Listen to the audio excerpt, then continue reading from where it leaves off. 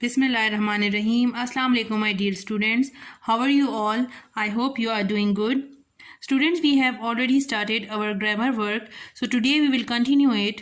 Please open your English copies and then you will write topic, grammar and focus is synonyms.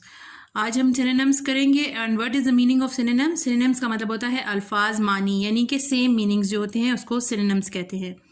तो उसमें you have to draw first of all the lines and you will write with the blue marker words synonyms. and मैंने आपको समझाने के लिए इसका बता दिया है, इसका मतलब है meanings. Then first one is alike. alike का मतलब होता है एक जैसा, तो ये हो गया same.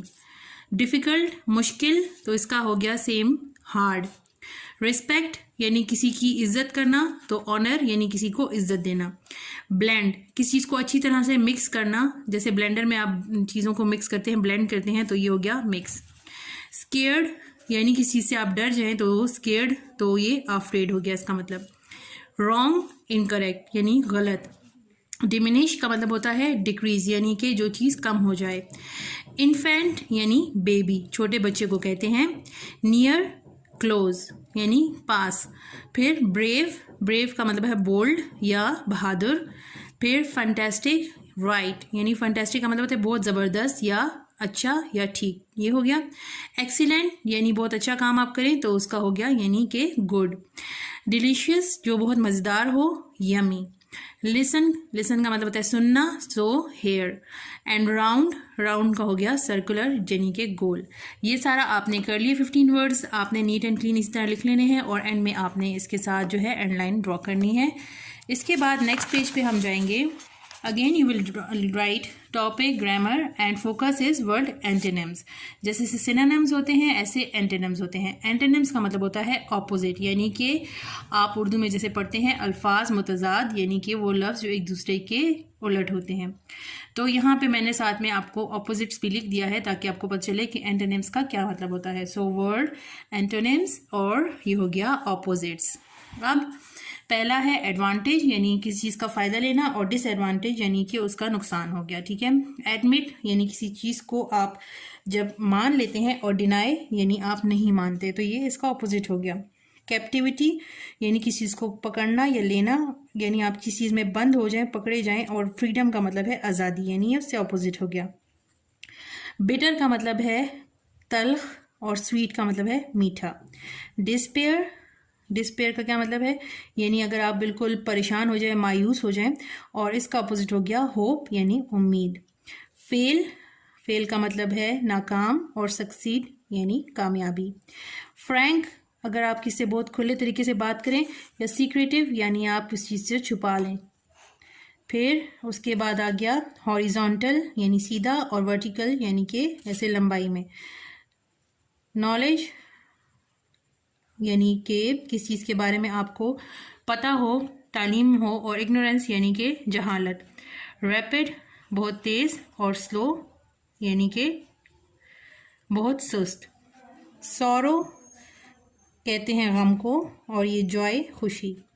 स्ट्रॉन्ग यानी कि बहुत ही ज़्यादा मजबूत, और वीक कमज़ोर.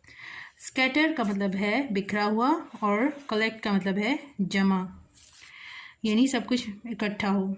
फिर सोर खट्टा, और स्वीट मीठा. लेज़ी यानी बहुत ही सुस्त, और एनर्जेटिक जैसे आप में बहुत ज़्यादा एनर्जी हो. तो ये हो गए बेटा, ये सारे आपके वर्ड एंटोनिम्स हो गए. You have to draw the end line here. And then this is another topic is grammar and focus is essay. तो essay is about team work. Team work का क्या मतलब है, मिल के जब आप टीम में कोई काम करते हैं उसको टीम वर्क कहते हैं. उसके ऊपर हमने ऐसे लिखना है. सो टीम वर्क क्या होता है, क्या. Team work is a group of people with various skills working together towards a common vision.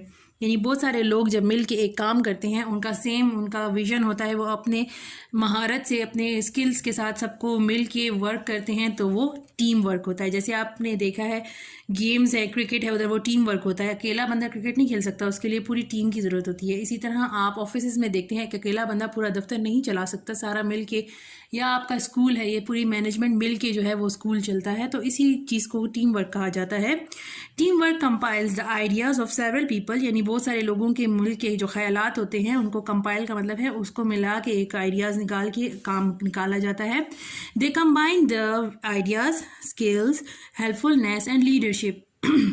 ये सब चीज़ें मिलके जो हैं वो आइडियाज़, उनके मुख्तलिफ़ ख़यालात, उनके जो तजर्बात हैं उनसे मिलके ये जो है वो लीडरशिप उनके आपस में मिलके वो बनाते हैं एक कोई भी काम करने के लिए। जो ज़ाहिर बात है एक लीडर होता है वो मिलके सबको टास्क देता है और सब मिलके जो है टीम वर्क में उस काम को कंप्लीट करते हैं। Team work is quite encouraging in college, in university and in company, यानी हर जगह पे ये काम आता है। Cooperating together on various task reduces workload for all employees by enabling them to share ideas, यानी एक दूसरे के ऊपर काम जो है वो आप जब सपोर्ट कर देते हैं तो मिल के काम करने से जो है आइडियाज़ भी शेयर होते हैं और सबके ऊपर लोड भी कम हो जाता है। Sorry Respect for thought and ideas of other team members will be developed through healthy debate। और एक दूसरे के साथ जब अपने ख़यालात को शेयर करते हैं अपने उसके साथ आप अगर कोई बात ऐसी करते हैं जो कि दूसरे बंदे को लगे कि ये वाकई इसमें काम आएगी, तो इस तरह से आगे जो है वो एक हेल्दी मतलब सेहतमंदाना डिबेट शुरू हो जाती है और अगले बंदे की बात भी जो है आप मान के उससे एक नया तरीका निकालते हैं।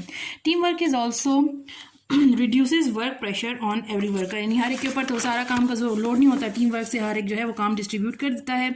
All the games that we play in as a kid are based on team work. हम बचपन में जो गेम्स खेलते थे वो टीम वर्क पे बेस होती थी, जैसे कि वॉलीबॉल या बास्केटबॉल, इसी तरह आप क्रिकेट खेल रहे हैं और हॉकी, ये सब जो है वो एक टीम उससे काम करती हैं। So team work is one of the most necessities of working in an organization. तो टीम वर्क जो है वो बहुत ज़रूरी है किसी भी ऑर्गेनाइजेशन के काम में। तो ये हो गया आपका ऐसे। Then you have to draw the end line. इंशाल्लाह I will continue in the next class. See you soon. अल्लाह हाफिज़।